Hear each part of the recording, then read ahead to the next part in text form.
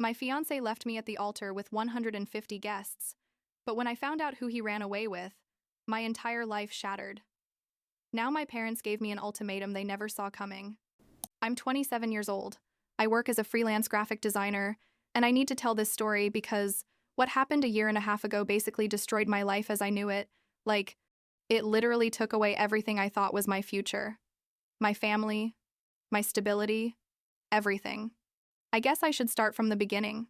When I was 16 and met Benjamin in high school chemistry class, I don't remember much about those first days, honestly. Just that he had an incredible smile and he always smelled like that cheap cologne all high school guys wear. But what I do remember perfectly is when he asked me to be his girlfriend at prom with a bouquet of flowers that probably cost him like $10, but to me was worth millions. We were together throughout college. You know, that typical high school sweetheart relationship that everyone says won't last, but we were different. Or so we thought. He studied engineering and I studied graphic design, and we had plans, lots of plans. We wanted a house.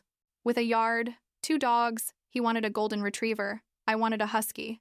To travel through Europe when we had money, all those things young couples plan when they think nothing bad can happen to them. At 22, he proposed to me. It was super simple, nothing elaborate, just the two of us in the park where we had our first date. And I cried like an idiot because I thought finally everything was falling into place. You know? Like my whole life had been waiting for that moment. We decided to wait until we were 24 to get married because we wanted to have some money saved. We didn't want to start in debt like many couples we knew. My sister Kristina was 20 at the time, studying psychology, and she was always the apple of my parents' eye, like the perfect one, the one who got better grades, the one who never caused problems. I didn't have a problem with that. Seriously. I mean, yeah, there was some obvious favoritism, but it never bothered me that much because I had my own life, my relationship, with Benjamin, my friends. So when we got engaged, Kristina got super excited. She said Benjamin was like the brother she never had. I have a male cousin, Trevor, who basically grew up with us, but Kristina was never close to him, and they started spending more time together. At first, it didn't seem weird to me. I mean, they were my sister and my future husband. Obviously, they were going to be close. Benjamin started driving her to college when I couldn't, or they'd stay watching movies when I had to work late on some project. My friends would tell me things like, "Don't you think it's weird they spend so much time together?" But I'd shut them down because I thought they were being dramatic. That they were just jealous because I had such a stable relationship and a family that got along. Looking back, I should have seen it coming. The signs were there. Like when Benjamin started constantly comparing us, saying things like, "Kristina is so mature for her age," or "Your sister has such an interesting way of seeing the world." But I just thought he admired her as a brother-in-law, nothing more. The months before the wedding were crazy with planning. You know, trying on dresses, choosing flowers, fighting with the catering people because they wanted to charge us double what was agreed. All that typical wedding stress. Benjamin became a bit distant, but I attributed it to work stress. He had just gotten a new position at an engineering firm and was working like 60 hours a week. Kristina, on the other hand, was super involved in everything, helping me choose colors, organize the guest list. She even came with me to buy lingerie for the honeymoon. How embarrassing to think about that now, seriously. My parents were happy. My mom cried every time we talked about the wedding. My dad had been saving for years to pay for it. We had invited like 150 people. This thing was serious. The wedding day finally arrived. It was a Saturday in June. It was horribly hot, but the place was beautiful. An outdoor garden with those hanging string lights you see on Pinterest. Everything perfect. I got up at 6 inches the morning, went to the salon with my bridesmaids, 3 friends from college and Kristina, who was my maid of honor, and we spent hours getting ready. Kristina was weird that morning, like nervous, but I thought it was nerves about the speech she had to give at the reception. I put on my dress.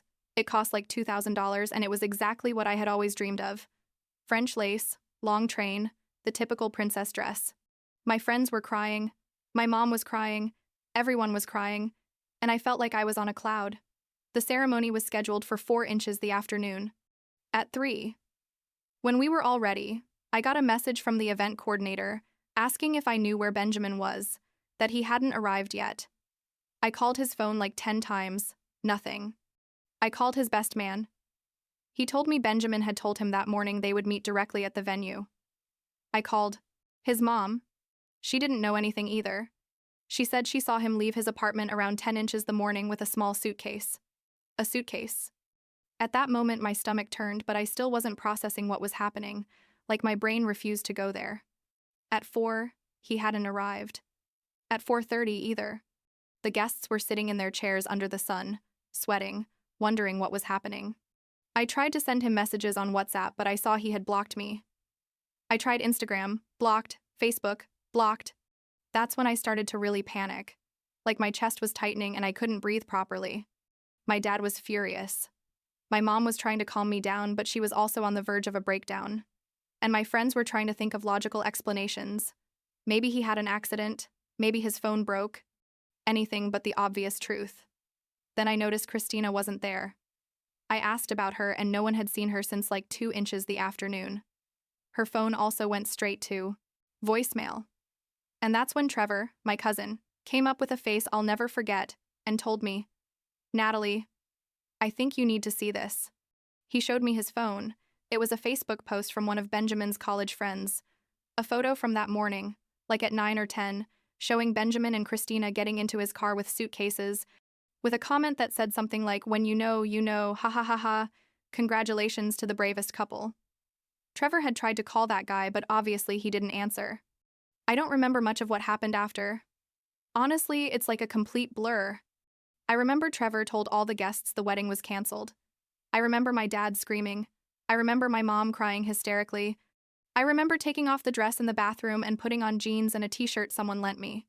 I didn't cry at that moment. I was like in total shock. Like my brain just shut off because it couldn't process the magnitude of what had just happened. My fiancé, the man I had been with for 8 years, had abandoned me at the altar to run off with my younger sister. Can you believe it? Does that seriously happen in real life and not just in bad movies? Trevor took me to his apartment that night because I didn't want to be alone, but I also didn't want to go to my parents' house. I stayed there like a week, barely ate anything, didn't sleep, just stared at the ceiling and tried to understand what I had done wrong, what signs I had missed, how I didn't see this coming. Trevor was incredible. Never pressured me to talk, just made sure I drank water and didn't do anything stupid. My parents called constantly, but I didn't want to talk to them. Not yet, because I knew they were going to do what they always did, defend Kristina somehow, find a way to make her look like the victim. After like 2 weeks, Benjamin and Kristina finally showed signs of life. Turns out they had gone to Las Vegas and got married there, like 48 hours after leaving me standing at my own wedding. Social media exploded, obviously. All our mutual friends were scandalized. Benjamin's family was mortified. His mom called me crying to apologize like 1,000 times, and my family was divided. Some aunts and uncles on my mom's side said what Kristina and Benjamin did was unforgivable. But my parents, especially my mom, started with their speech about how love is unpredictable, that these things happen, that Kristina and Benjamin really love each other, and that I would eventually have to accept it. The next few months were the darkest of my life. I moved to a new apartment because the one I had was given to me by Benjamin as an engagement gift, and I couldn't be there without remembering everything. I lost like 10 pounds because I simply couldn't eat without feeling nauseous. I stopped seeing most of my friends because I couldn't stand the pitying looks or the awkward questions. Trevor kept being my rock. He and like 2 college friends who refused to abandon me were basically the only thing that kept me sane. I started going to therapy, a psychologist who charged me on a sliding scale because I literally had no money after the whole wedding disaster. My parents had spent like $15,000. They obviously didn't recover. I had spent like $3,000 on my dress and other things. It was a financial disaster on top of emotional. My therapist helped me a lot. She made me see that none of this was my fault, that Benjamin and Kristina were the people with serious problems, not me. She encouraged me to start new hobbies, so I started taking pottery classes. Horrible at that, by the way, never could make a decent mug, and I began running in the mornings, which I hated, but at least it got me out of bed. Little by little, very little by little, I started to feel like a person again instead of just an empty shell of shame and pain. Then, like 6 months after the disaster, Benjamin called me. He got my new number. I don't know how. Probably someone from my family gave it to him. I almost didn't answer, but something in me wanted to hear what he had to say. His voice sounded tired, like defeated. And basically, he told me he made the worst mistake of his life, that what he had with Kristina wasn't what he thought, that he got carried away by something he couldn't even explain. He said Kristina was immature. No surprises there. That they argued all the time.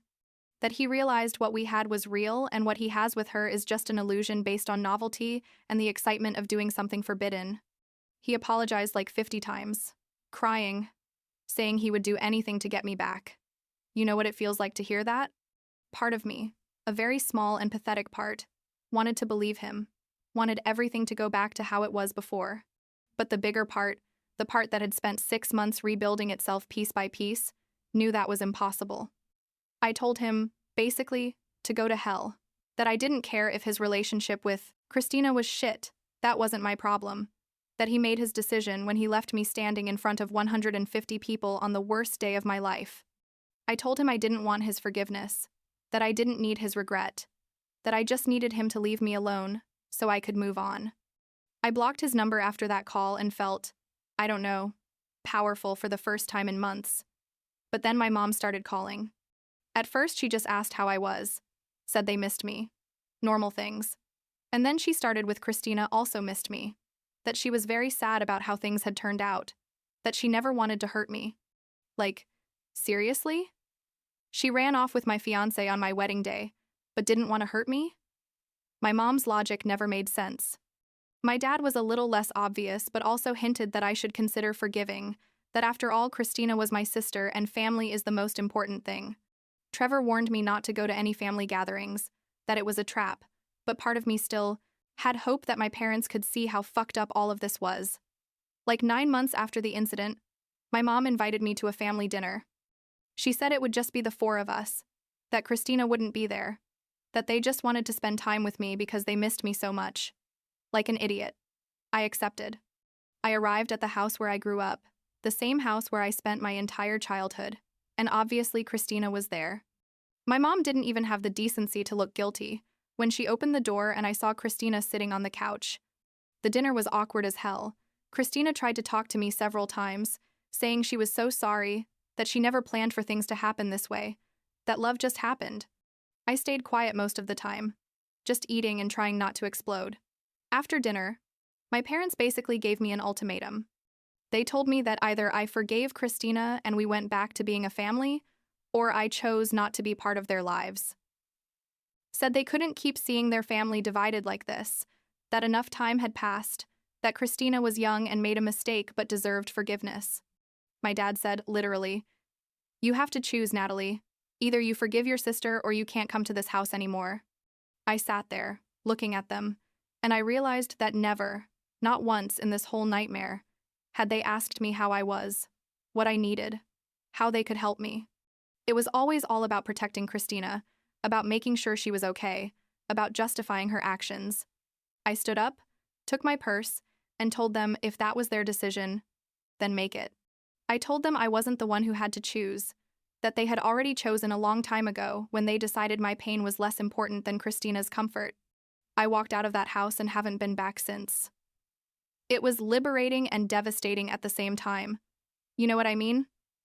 Like I lost my family, but at the same time, I realized maybe I never really had a family the way I thought I did. 2 weeks after that dinner, I wrote them a letter. Not because I thought it would change anything, but because I needed to say everything I felt without interruptions. I explained how they made me feel my whole life, how I always knew Kristina was their favorite, but that I never imagined they would go so far as to ask me to forgive something unforgivable. I told them there was nothing to discuss, that my decision was made, that they could have Kristina in their lives but I wouldn't be there anymore. I told them not to contact me anymore, that if someday, years in the future, they came to understand what they did, my door might be open, but that for now, I needed them to leave me alone. They never responded to that letter. Benjamin and Kristina got divorced like a year after getting married. I found out through Trevor, who still has contact with some cousins who talk to my parents. Apparently the relationship wore out fast, just like Benjamin had warned me in that call. Kristina tried to contact me after the divorce. She wrote me a long message saying I was right, that she made a terrible mistake, that she ruined her life and mine, that she could never forgive herself. I didn't respond. I blocked her number too. Not because I'm cruel, but because there's simply nothing she can say that makes a difference at this point. Today, I'm 27. I live in a small but cozy apartment in a neighborhood I love. I work from home as a freelancer and I'm doing pretty well financially. Honestly, I adopted a dog, a mixed breed I found at the shelter, and even though he's not the golden retriever Benjamin and I planned, he's perfect in his own way. I go out with new friends, people I met in yoga classes and at networking events for designers. I'm not dating anyone yet. I don't know if I'm ready for that, but I don't feel pressured either. Trevor is still my best friend. He comes to my apartment every Sunday and we cook together while watching bad movies. Do I forgive Benjamin? Kristina? My parents? I don't know. Honestly. Some days I feel like I do. Other days I still feel that rage in my stomach when I think about everything. My therapist says forgiveness isn't something that happens suddenly, that it's a process, and that it's okay if I never completely get there. What I do know is that I'm no longer waiting for an apology that fixes everything. I'm no longer waiting for my family to come back and admit they were wrong. I've built a new life with the people who did value me when everything fell apart, and that's enough for now, I guess. Last week, my dog, I named him Max because it seemed like a simple and nice name, brought his ball while I was working on a project, and I found myself looking at him thinking about everything that happened. I'm not where I thought I'd be at 27. I don't have the husband or the house with a yard or the plans I had. But I'm also not the destroyed person who was lying on the bathroom floor of the wedding garden a year and a half ago. I'm someone different now. Someone stronger but also more cautious. Someone who knows that blood family isn't always the one that holds you up when you fall. And for now, with Max sleeping at my feet and a new project on my screen and Trevor sending me stupid memes on WhatsApp, I think I'm okay. Not perfect, not completely healed, but okay. And that, after everything that happened, feels like a victory.